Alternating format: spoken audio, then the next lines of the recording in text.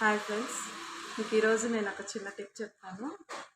ఏంటంటే మనం ఎప్పుడైనా అర్జెంటుగా ఫంక్షన్స్కి పెళ్ళిళ్ళకి వెళ్ళాలనుకున్నప్పుడు ఆ టైలరింగ్ షాప్స్ అవైలబుల్ ఉండవు.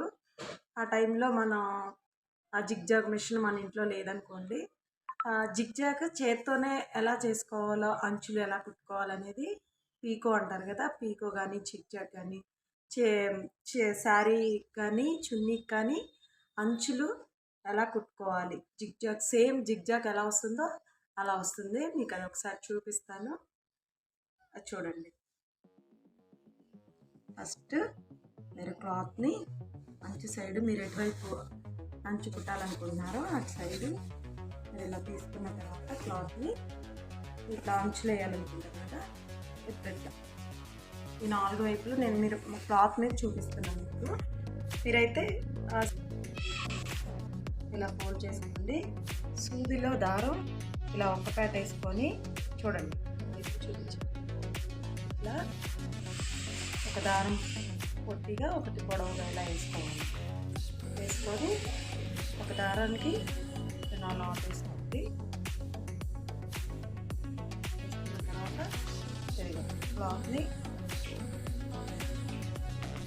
రోల్ చేసాం కదా, ఈ రోల్ చేసిన కింద నుంచి పైకి, ఇలా కింద నుంచి పైకి క్రాస్గా ఇలా పెట్టుకోవాలి.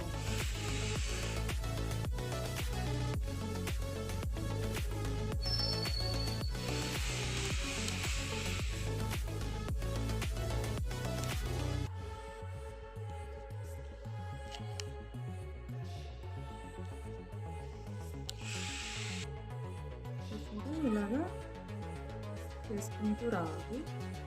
వచ్చిన తర్వాత ఏం చేయాలంటే, ఇప్పుడు మనకు అంచు చివరికి వచ్చేసాం అనుకోండి, అక్కడి నుంచి మళ్ళీ ఏం చేయాలంటే అటు నుంచి ఇటు గుచ్చాలి. అటు నుంచి ఇటు అంటే మనం వేసిన పుట్టు మీద ఇంటూలాగా రావాలి. చూడండి క్లారిటీ, ఇక చూసారా, ఇట్లా ఇంటూ కనపడుతుందండి. అట్లా సేమ్ టు సేమ్ జిగ్జాగ్ టైప్లో మనం వేసిన కుట్టు మీద రివర్స్లో రావడం వల్ల దాని మీద ఏమవుతుందంటే,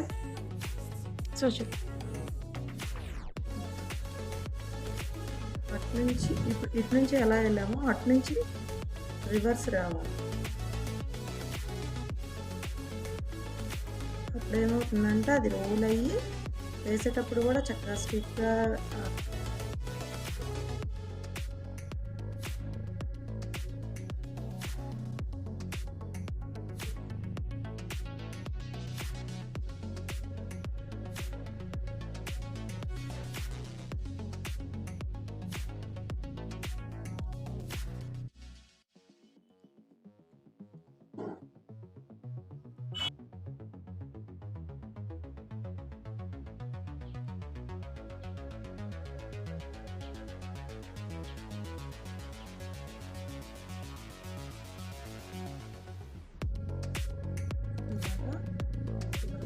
వేసేస్తాం.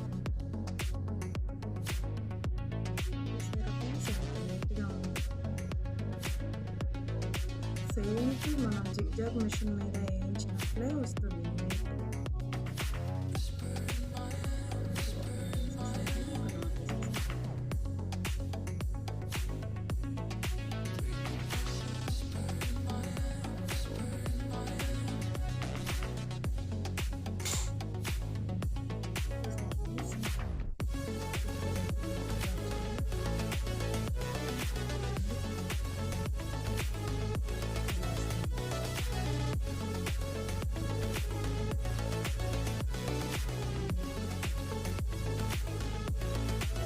నా టిప్ కన్నా మీకు నచ్చినట్లయితే నా ఛానల్ని లైక్ చేయండి, షేర్ చేయండి, సబ్స్క్రైబ్ చేయండి.